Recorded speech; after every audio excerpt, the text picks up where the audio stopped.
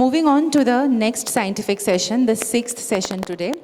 And on behalf of Howrah Town Diabetes Study Society, we are extremely privileged to have among us very senior doctors, Dr. Shubhanan Ray, Dr. Shunib Banerjee, and Dr. Ashok Mukherjee.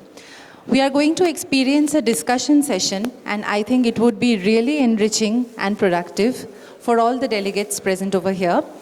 So as the main speaker, I would like to invite Dr. Shubhanan Ray, who is going to speak on what's new in hypertension management.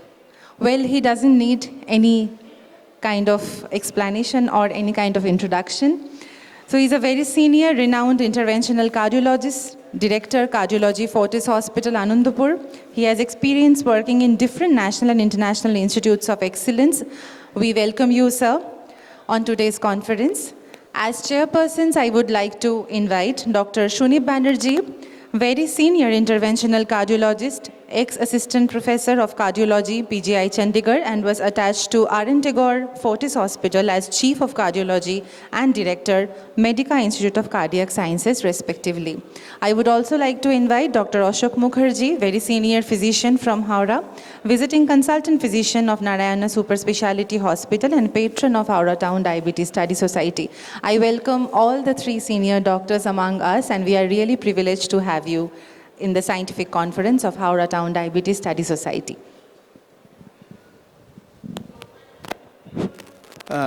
Good afternoon, my dear friends. Basically, we thought that it would be a panel discussion because we know that hypertension is a day-to-day problem, and we have a lot of questions. We have a lot of in our mind also. And it would be better if we discuss the whole thing and produce a platform where everybody can join. Before giving a soliloquy, I think it would be a better idea to have opinion from the panel, opinion from the audience, and all over. So basically, these are the slide sets. I don't require the slide sets. Please stop it. Everybody knows what hypertension is, and so we start from the management of the hypertension. Initially, when we started the management of hypertension, we knew that we have got few drugs and how to use these few drugs, and that was a step care approach. And then came the ABCD approach. So we knew that some drugs should be given in some people, like in young patients who are not black. We started with SE inhibitors, then beta blockers, then calcium channel blockers, and diuretics. Then again, if it is an elderly, we just go in the reverse way, like calcium channel blockers, diuretics, beta blockers, and SE inhibitors in such a way. So these were one pattern. But thereafter, we have seen that so many trials have been done throughout the world, which shows a lot of benefits and as well as side effects in the treatment of hypertension. Like, why I should treat a hypertensive patient? Epidemiologically, it is found that if you can reduce the pressure head by any drug, you can reduce the incidence of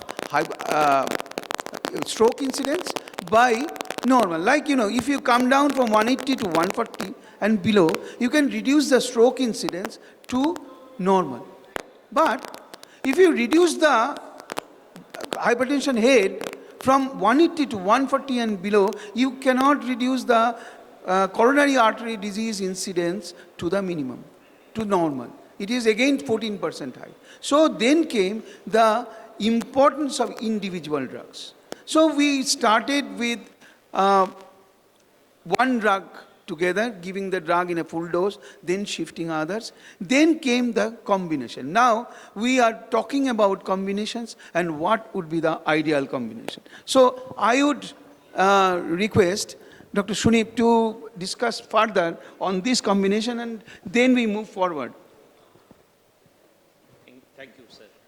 I think what is important, let's all participate in this. A 55-year-old male who is active has been found to have a blood pressure of 140/90 in more than 2 occasions in last 3 months. In one, it is 140/96. In another occasion, it is 150/100. Now, this patient doesn't want to take antihypertensive drug.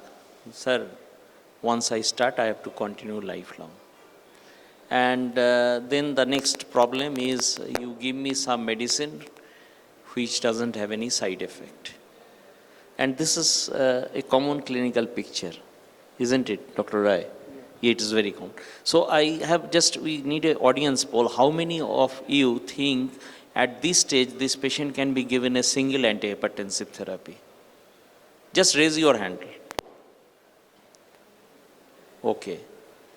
And how many things we need a dual antihypertensive at the beginning? Okay.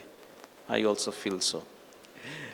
Shubhananda already has said about ABCD approach to remember very clearly. So what do we mean by ABCD is A is angiotensin converting enzyme inhibitor, which is been gradually replaced by angiotensin receptor blocker because of more acceptability, more powerfulness, and probably less cough.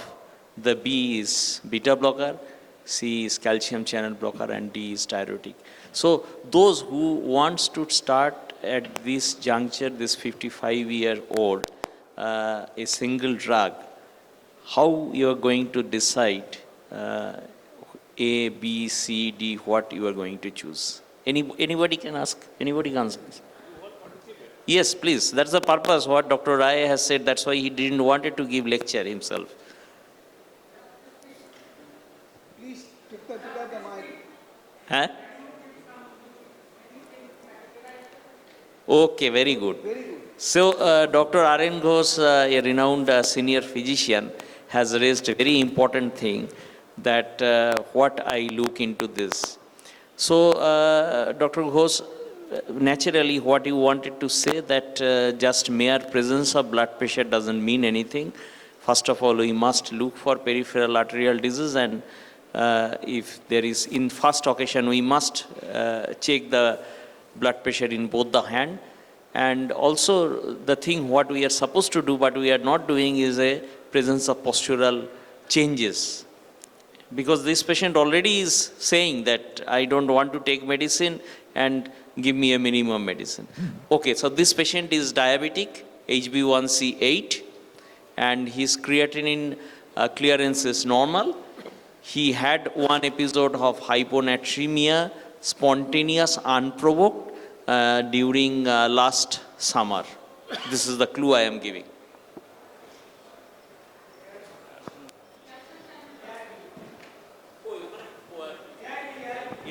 ARB, yes.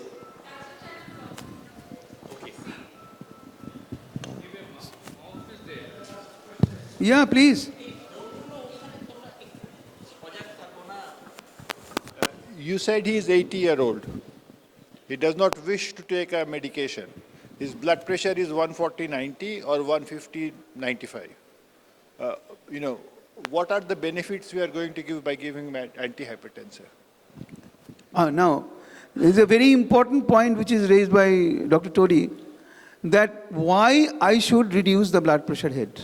That I already told you, the epidemiological survey shows that if you can reduce the blood pressure head to normal, that is below 140/90, the stroke incidence will come down to normal. But the coronary artery disease incidence not. So we need to see the risk factors which are acting on this patient, which can precipitate a coronary artery disease attack or coronary artery disease incidence. Like a patient with diabetes who has got a uncontrolled diabetes, and this gentleman is obese, and also you uttered obese, no? No, he is not obese. He is diabetic. With HbA1c 8. HbA1c of 8, and he had a unprovoked hyponatremia in the past. Okay. So these gentlemen need to see that what is the, incidence, I mean, how we evaluate for coronary artery disease? What is his lipid profile like? So we need to select a drug which will be not interfering with these risk factors. Like, you know, if you use a diuretic, it will cause, again, hyponatremia, maybe a hypokalemia, and at the same time, it will make the diabetes more uncontrolled. So this is one factor. Again, if you use something like an alpha blocker, then it will not reduce it will go against the coronary artery disease. In a patient, if you do not know what is the coronary artery disease status, you should not use an alpha blocker unprovoked. In all heart study, you know that it was shown that alpha blockers increased mortality because nobody screened for ischemic heart disease. So again, if you use a calcium channel blocker like nifedipine, and in all the studies, it is found that nifedipine does not reduce mortality in ischemic heart disease. So it is important how you go about the drugs in a patient, and we need to evaluate what is the status we are having, what is the patient component, whether he has got risk factors for coronary artery disease, whether he has other risk factors, and what would be the ideal drug. So there is no fixed ABCD. You have to choose drugs among the patient's requirement. Please, you say. Mind you, the patient is diabetic with HbA1c 8. And you all know, even 1% of reduction of HbA1c reduces coronary events and progression to CKD. And particularly in diabetic patients, the ideal BB should be around 130/80 or less. In that context, what will be your combination of drugs in this particular patient?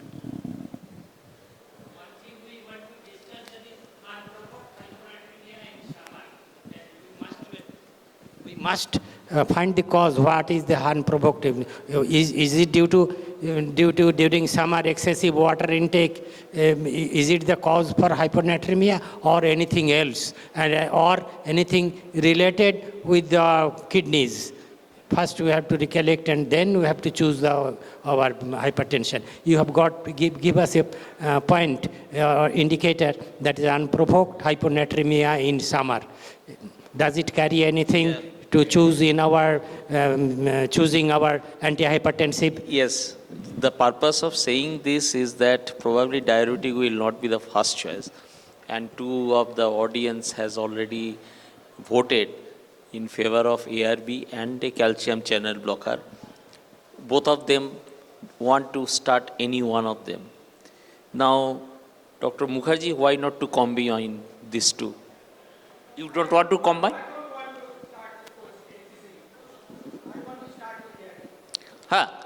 No, another one. You said, madam said calcium channel blocker. Now, Dr. Mukherjee, I tell you one thing, that patient these days wanted a very quick control with minimum side effect, and 140/90, 140/100, if I initiate a combination of calcium channel blocker and ARB, what is the problem? No, we don't want to combine ACE inhibitor and ARB both simultaneously. It's inhibitor or ARB plus calcium channel blocker. Any one of them. It can be a good combination if the patient has other comorbidities. So what most important comorbidity we see, that there are people who come with high blood pressure, with a proteinuria, leg edema, and the nephrologist has said that my kidney is having losing protein. Although I was previously diabetic, now I am well-controlled diabetic, but swelling is appearing and I cannot take drug because the swelling is further going up. I have been tested with amlodipine, I have been tested with prazosin, and still the leg edema is there. And my kidney doctor is saying if the blood pressure is not controlled, I will be in soup. And he has given a diuretic pill which increased the creatinine, that's why it was stopped. So do you think this is a relevant clinical problem? So what you do? No. If the nephrologist gives some diuretic and that might aggravate the CKD, so we should not allow such drugs to be continued. In those cases, we can have some other options. We can try with cilnidipine first if there is lesser edema, and then we can have some other options also. Say, the other diuretics which may help instead of, say, hydrochlorothiazide, we can switch over to torsemide or, say, even chlorthalidone if the problem is not that aggravated. What is your take on this? Okay, so we have agreed upon that with a single drug, it is not always possible to reduce the blood pressure. Are we clear about that? So, whether it is better to use a combination, there is a trial recently done, which is called Veronica. This is a trial which is talked about much in all the conferences nowadays. And the guidelines probably will be based on this trial. It is a huge trial. And it was done on the black patients. Like they used amlodipine and indapamide and ACE inhibitor in all the patients in one group. And other group, they used according to the selection. Some people was given amlodipine full dose, some people was given ACE inhibitors full dose, some combination, etc. It was found that the blood pressure control in the combination is much better and the side effects are much lower in the combination. So they are going for a poly pill. So if you can give a pill combining these three, maybe good enough drug to reduce the head of the hypertension and to reduce complications in a larger society. So should we go for a single drug or should we go for a combination? Perhaps we'll be going for a combination. So it is, yes, please. Sir, sorry to interrupt. The first patient was first diagnosed as stage 1 hypertensive, 2 occasions, 140/90 or 150/100 like this. This was the patient. Now you put on different complications in him. Forget that. Just first diagnosed 140/90 or 150/100, stage 1 hypertensive, no other complication. Should we start combination therapy? No, the point is this gentleman which we are talking about, he is a diabetic patient. You have to understand. He is an uncontrolled diabetic patient and the blood pressure is that fluctuating. Later on. Keep that out. Just think, first diagnosed 150/100 or 140/90 without any complication, stage 1 hypertension, just first diagnosed, two occasions, these are the 2 BPs. Should we start combination therapy in that patient? No other complication in that patient? No. If there is no other complication, is no risk factors for anything, he should have a non-drug therapy, first of all. So he has to reduce weight, he has to take exercise, he has to take a lot of fruits and etc. Then you go for drugs, no? If you go for drugs, it is almost, then you have failed with all other physical... His advice for lifestyle modification, after 1 month, it is not controlled. Yes. 150/90 again. No, in that case, if you use the small dose of both the drugs, is it okay? Or give one drug in full dose, is it okay? That is the Veronica trial. Yeah. They reduced the dose in all the 3 and made a pill, and they used they used high dose or full dose of all other drugs singularly in the second group. It is seen the combination in small dose is better than high dose of one drug. So okay. There is no small doses, different tablets are available, like cilnidipine 5 mg, telmisartan 20 mg. There is no single pill combination of 5 cilnidipine and 20 telmisartan is available. No. So should we prescribe differently or a combination pill? No, it is a philosophy is coming. So we do not know what would be the ideal drug. So there is no combination. Nowadays we have a cilnidipine and telmisartan of 40 and 10. So this is not a polypill. This is a combination. Combination? So people are coming and to not minimum dose also.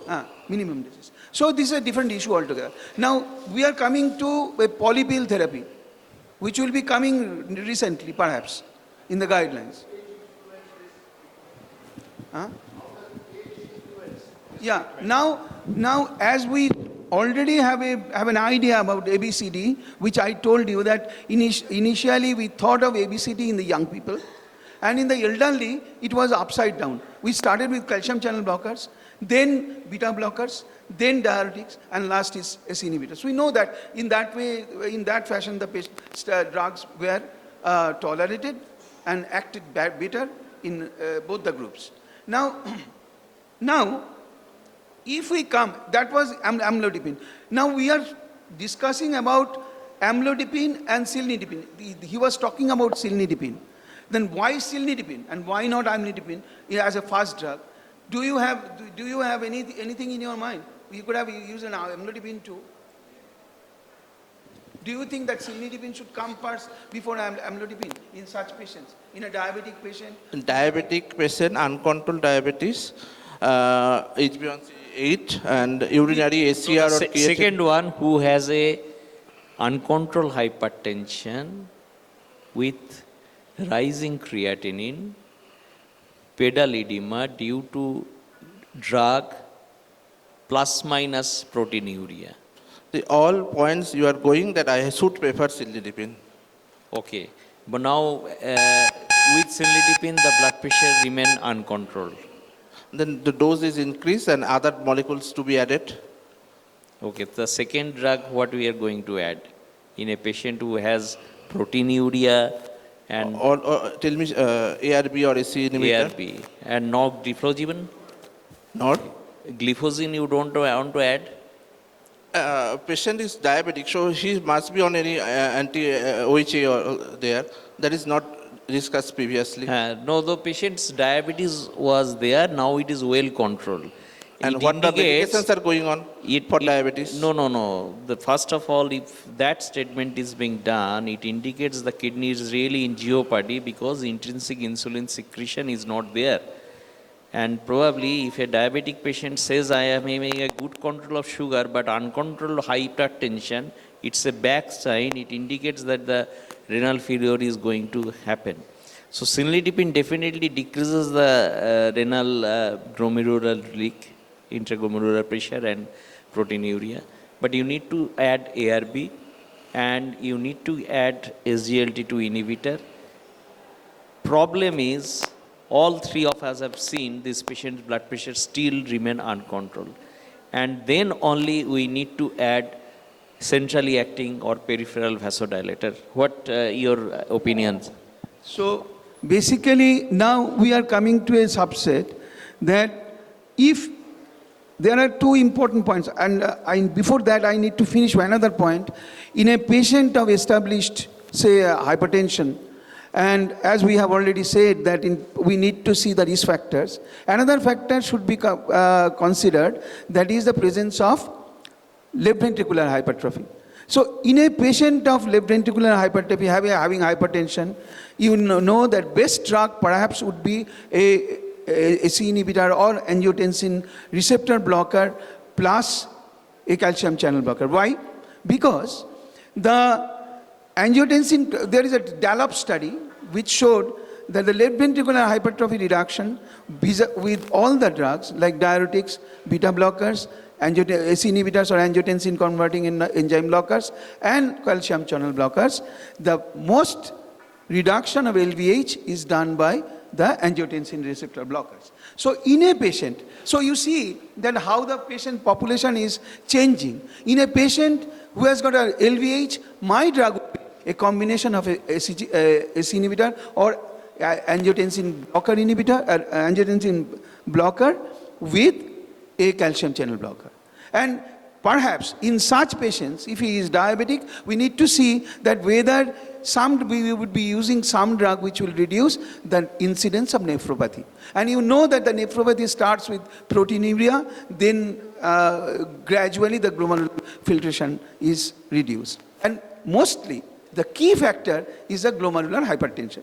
So the drug which mostly reduces the glomerular filtration, hypertension, is the cilnidipine. So in a patient who has got a established hypertension, perhaps a left ventricular hypertrophy, in such cases, a combination of cilnidipine and AC inhibitor or ARB would be the ideal choice. Is it okay? What do you think? Yes, definitely. But I have one thing to comment regarding Yeah. this. You have already said that the patient is having proteinuria, right? No. It is not before proteinuria. If somebody comes to you with hypertension, LVH, and there is that for a long-standing hypertension, it is better to use ARB and cilnidipine to protect the kidney and Definitely. to reduce. Yeah. Yes. Now, if the patient comes with nephropathy established, then what Sunip was proposing, that this patient, what would be the drug? We have started that cilnidipine and ARB. It was found that gradually the creatinine is going up and the blood pressure is not controlled. Such patients, what would be? This is a very practical question, and all of us know that what would be the third drug? No, if the patient The is blood- already on ACE inhibitor, ARB and cilnidipine, the patient is having nephropathy and gradually the creatinine is going up and the blood pressure is not controlled. These are the four. okay, in case of particularly when nephropathy has set in, I would rather prefer to start finrenone in this particular patient. What? Finrenone. Finerenone. Yes. Just say what would be the effect of finerenone in such cases. To prevent proteinuria, or say if the urinary albumin creatinine ratio is high, definitely it will reduce it. Yeah, proteinuria and this finerenone, but finerenone has got very weak antihypertensive Yes. effect. You can reduce proteinuria definitely by finerenone, but finerenone as an antihypertensive would not be very helpful. But as the creatinine is going up, should we stop ARB? Reduce ARB? What would you do? No, we have a ceiling limit. We need to understand that cilnidipine beyond 20 milligram, telmisartan beyond 80 milligram doesn't work. Rather, we don't know what happens. So practically, what we are should not forget, there is a medicine called hydralazine. Exactly. And what we can add, and there it comes, although we have not given beta blocker in this patient, at certain point of time we need to give beta blocker. But our waiting must not be very long. So coming out with our issues, what you highlighted, that just stage 1 hypertension, why you said 2 drug, why not to give 1 drug? So lifestyle modification is very important. Diabetes is a different thing, but HMOD, hypertension mediated organ damage, is frequently missed. Because we don't send the patient to retina specialists, they just go to the optometrist, check the power without looking for retinopathy. Hypertrophy ventricular is very important, and sometimes ECG is very poor to recognize hypertrophy. Echocardiography is required and a routine urine including proteinuria. So don't forget to screen for that. And if there is mild hypertension mediated organ damage, we need to strike early, and probably this is the one combination, although this is a sponsored program, but we have our huge experience that a combination of cilnidipine and telmisartan probably work. Probably we don't want to see the patient where despite 5 antihypertensive drugs, and the patient is telling you repetitively, sir, my blood pressure you could not control. And that's really our failure. Exactly. Your final comment, sir. So so the problem is in a renal failure, which we regularly see, that the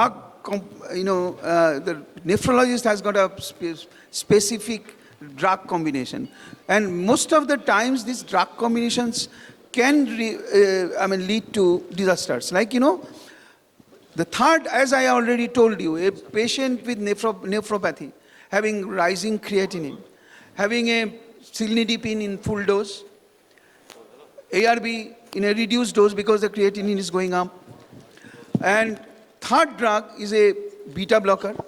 Fourth drug is a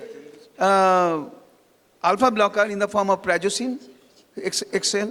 Fifth and sixth drug is a another central alpha blocker, that is arcamin. So this combination you will find repeatedly in your nephrological prescription. And you do not know, think that these two drugs, that these two central alpha blocker and peripheral alpha blocker, they do not act synergistically, they are additive. Because once you give a central alpha blocker, the flow, adrenergic flow to the system is reduced. And so if you give a peripheral alpha blocker, it will have reduced action because it is not getting the enough receptors to block. So, and at the same time, what happens? They can sometimes give rise to severe bradycardia. As because there is a beta blocker too, that would give rise to a severe beta blocker, bradycardia, and the patient will end up with a heart rate of around 30-40. So, combination is very important. So, once there is, as Sunip has said, there's a wonderful drug that we sometimes we use less because of its side effects, but in adults, I think the side effects are much less than what we presume. That is hydralazine. The third drug perhaps is hydralazine because it does not have any interaction with anything. And with most of the, what we see that with these three drugs in a full dose of cilnidipine or a calcium channel blocker and a hydralazine and a diuretic, and here comes another formula. Now, what diuretic should be used in renal failure? We had an idea that the hydrochlorothiazide does not act properly after a GFR. If the GFR is less than 60, then the hydralazine do not work. Less than 40 works.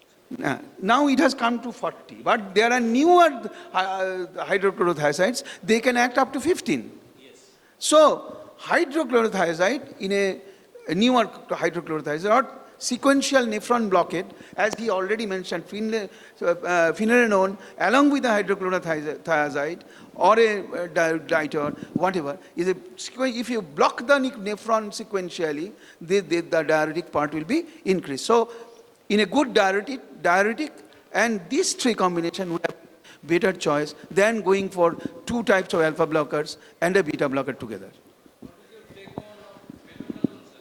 That is metallosin. That is another hydrochlorothiazide, which is a metallosin. We have not mentioned it, but yeah. So this is one part of it. But remember, if there is a condition where the kidney, the creatinine is creeping up and the blood pressure is not controlled, the nephropathy is, the patient is having nephropathy, we must think of a renal artery stenosis somewhere. And we have seen that many of the patients have bilateral renal artery stenosis, which is going down gradually and the blood pressure is not controlled.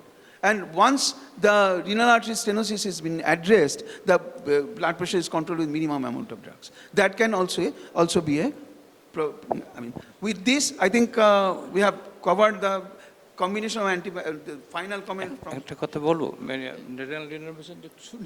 No, we have exceeded our time. So fewer, newer thing has come, multiple drug has come. So take-home message is very clear. Don't be satisfied or don't you have therapeutic inertia in controlling hypertension. And hypertension opposite is not hypotension. So people will have all these problems. Hypertension is a day-long problem. We have concluded finally this program, and we feel that dual combination or triple combination is probably a future. And all of you, please go and go through Dr. Shubhanan Ray who had said that Veronica trial, and this has been published in ESC. And why it is important? Because this is for the country with the low economic areas and African in Libya, and they have a food pattern which is unhealthy like us, and so probably we must read. Thank you, Mukherjee sir, and we all conclude. Thank you.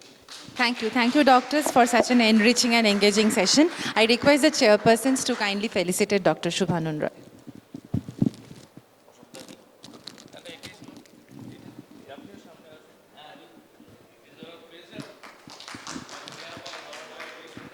Absolutely, sir. We are really pleased and honored on behalf of Howrah Diabetes Study Society to have Dr. Shubhanan Ray among us.